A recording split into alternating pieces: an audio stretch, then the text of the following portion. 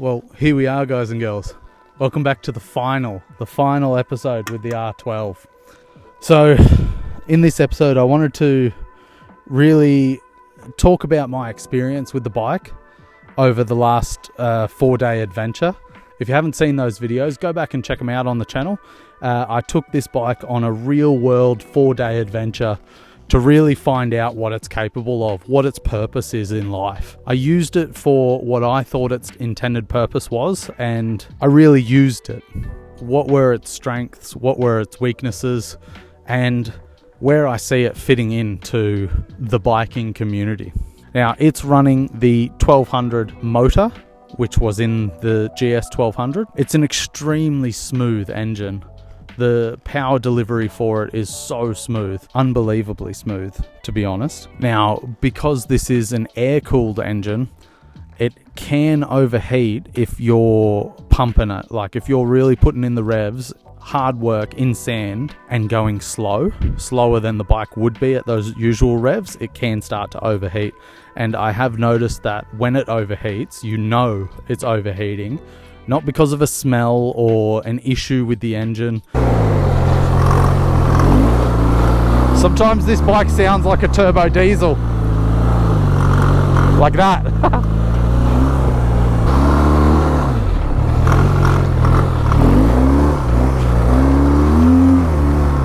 I'm going to give the bike a moment to sort of chill. I have a couple of clips where you'll hear that throughout the previous series.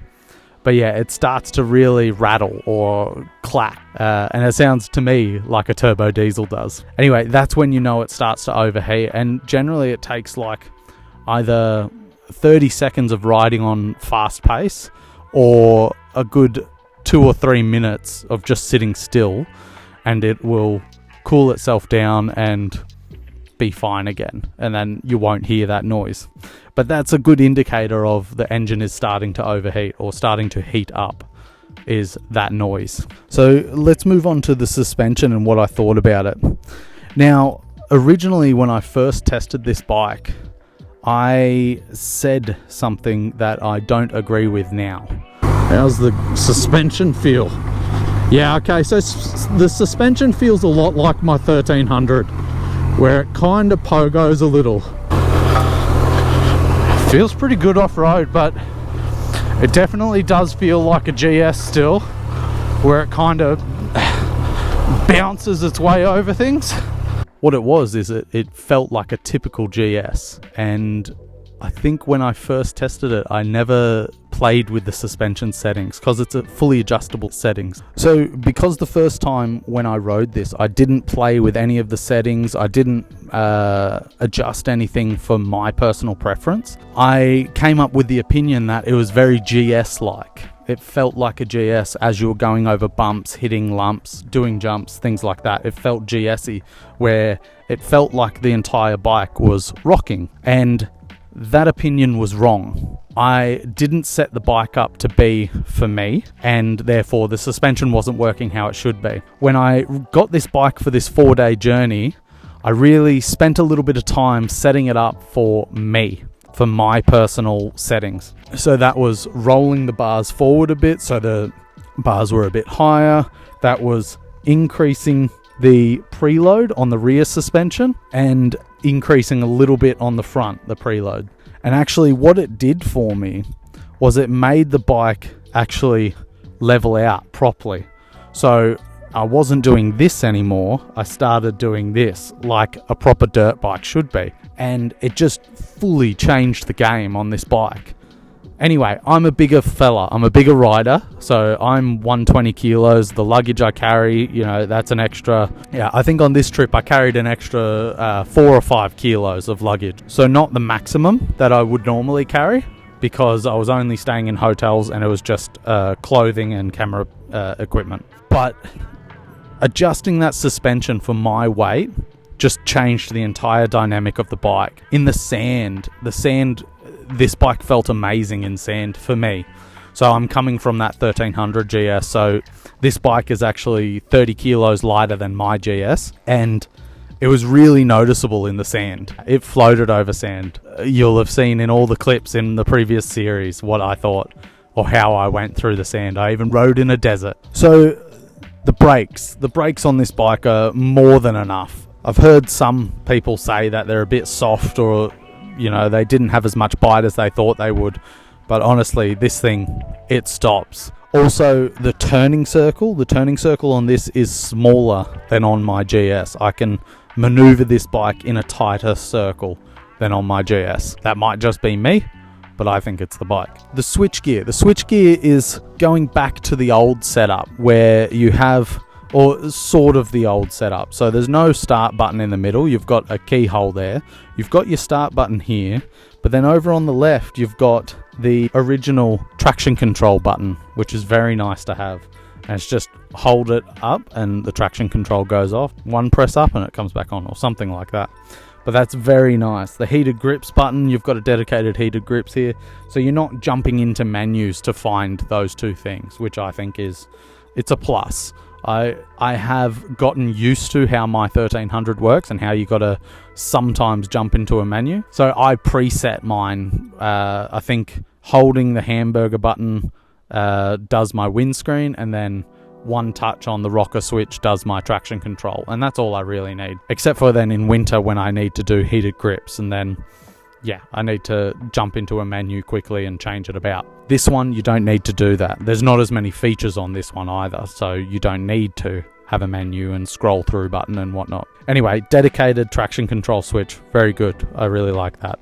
Now, tyres, 21-inch front and an 18-inch rear on this one, which is dirt bike. That is dirt bike tyres, which is pretty cool. So this is what you get with the Enduro packet. The Enduro packet comes with that 18-inch rear. All of them come with a 21-inch front. So that doesn't change. It's just that rear tyre changes with the Enduro packet. Good doggy. There's a dog passing behind the camera and he was staring at the camera. So in my first review of this bike, the riding position, I said about these air intakes and how they push on your legs outwards. Now, I didn't notice it as much on this ride. I don't know if that was a case of the boots. I have different boots from my first ride on this bike.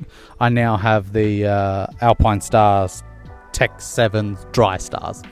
Anyway, so initially I felt like these air intakes were really pushing on my legs outwards, but as I rode the bike this time, I didn't feel that issue as much. Also, I actually felt the sitting down position was really comfortable for pushing through fast gravel turns. This position just seemed to suit somehow. It was very nice, very comfortable. So for me, the standing up position was just super comfortable. I didn't feel like I'm forced to be over, and I didn't feel like I'm too upright, like a typical meerkat or something like that. I just felt like it puts you in a nice attacking position. The brake's in a good spot, gear shift's in a good spot, and I really felt like when you need to, you can get over the front tank, and when you need to, you can get back nicely. It feels really comfortable position to ride in.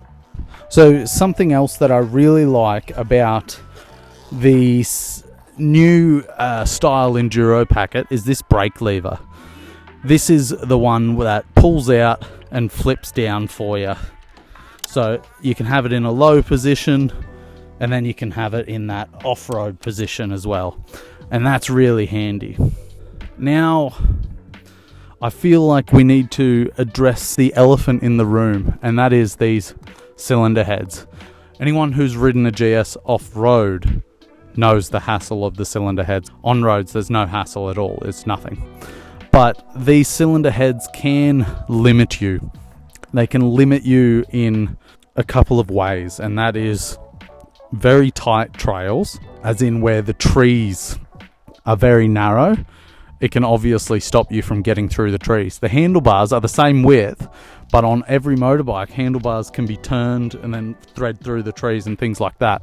You can't turn the cylinder head, so that becomes a little bit of an issue.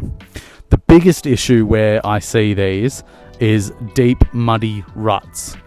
Because if the rut is too deep, these cylinder heads start hitting the sides and you just beach out straight away. I have that issue on my 1300 GS. I had it on this.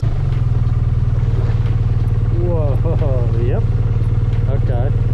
Interesting. Okay, probably not where I wanted to take this. But just about to touch those exhausts. Okay. Well, I'll whack her in neutral and hopefully I can pull it backwards. Yeah, we're not calling this the greatest off-road bike in the world, but it is pretty epic. So, another thing that I didn't quite like, and that is the exhaust is very exposed, and I was quite nervous about it a couple of times on the journey. Preferably, you would get some sort of aftermarket protection that would cover these exhausts, and I think Outback Motortech actually does that. They cover the exhaust properly. So that is something I would do straight away if I bought this motorbike, is I would get proper protection to cover that exhaust. So proper skid plate that comes up over the exhaust somehow, because it just felt too exposed to the elements. I found myself thinking about it quite often when I was going over obstacles. I was like, oh, okay, can I actually make this? Oh, is that going to bottom out there? Things like that. So that was something that really got into my head from the first day. Now, something that's come up about this bike quite often in forums and in reviews is how tall that first gear is. Now, it is slightly longer, yes, than my 1300. So it means it requires a few more revs to get out of that first gear. I never found it to be an issue for me. And actually, I found second gear I was needing more out of. Now, I don't know if that's just me wanting that, or if I feel that on my 1300 that the second gear is longer. But in second gear, while I was doing a lot of the sand trails and riding in the desert, I felt it was just reaching the top of second gear and I needed third, but then you switch to third and all of a sudden you're going 70 kilometers an hour. And I didn't want to do that on these tight sand trails. So second gear to me felt a little bit not tall enough. And first gear is slightly tall. I never found an issue though. Even though I went through tight trails, muddy forests, things like that, I never found first gear too tall for me.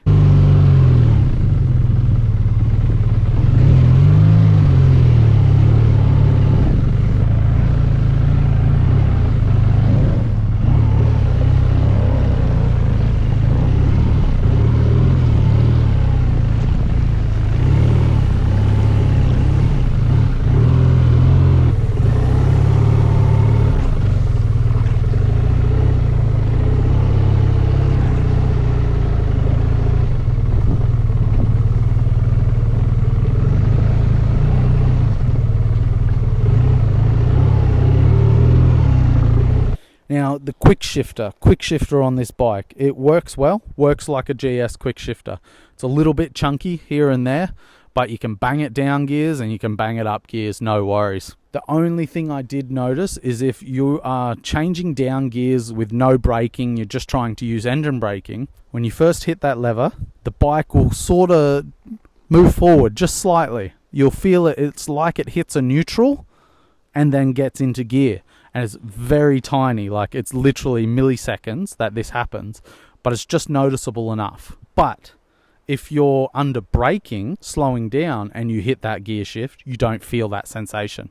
This bike is keyless, which I love. There's a lot of people who don't like keyless, and I don't understand why. Keyless to me is just fantastic. To have the key in my pocket, I walk up to the bike, I start it. I love that. The only thing that isn't keyless is the fuel.